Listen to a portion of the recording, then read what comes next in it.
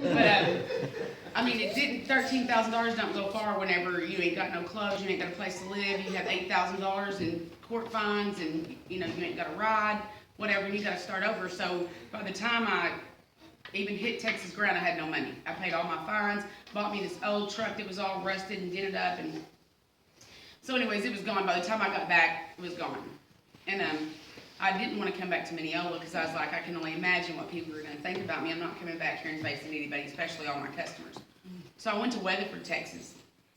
And I stayed with my cousin for about a month, and she was so mean. I told her, you're worse than those wardens in there, the guards or whatever. It took me about a month, and I went and got my own little place and got a hair job. But in Weatherford, I was working for somebody, and I wasn't even making in a week what I made in a day in Mineola. So I ended up coming back to Mineola. And I went to some beauty shops, and I'm like, can I get a job? I never had to worry about a job in my life. Nobody would hire me.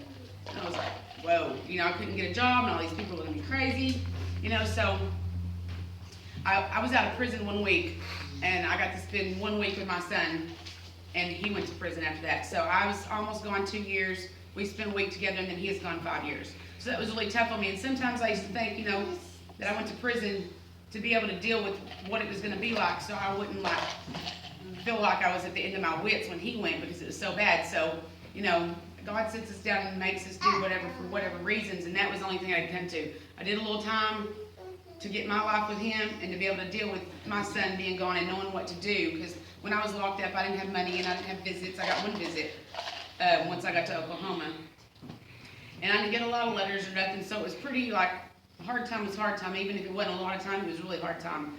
And so I knew, though, what was important while I was gone, to write my son every day and tell him about God and tell him about, make sure he had a letter, make sure he had money, make sure he had visits. And so I did that, and, I'll not forget that, he wrote me too, all about God over and over and over. And we did that for 3 good years.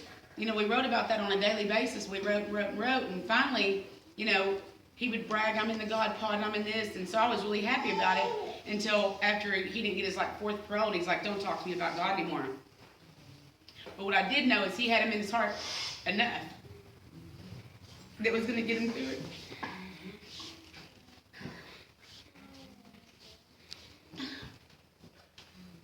Okay, anyway, so I get back to Mineola, and some girl finally gives me a chance and gives me a job. And so I started doing jail ministry, and it was a whole lot easier than this. I mean, maybe not the first couple times, because I sit down with them girls and I got locked in a cell, and it was just me. Nobody ever went with me. I didn't have anybody from a church to go with me or nothing. I just went by myself. And I'd walk in there, and I'll never forget the first time I went. There was that one person there just like me that wasn't crying, and I could tell. I mean, I could feel her heart so much, what she's going through.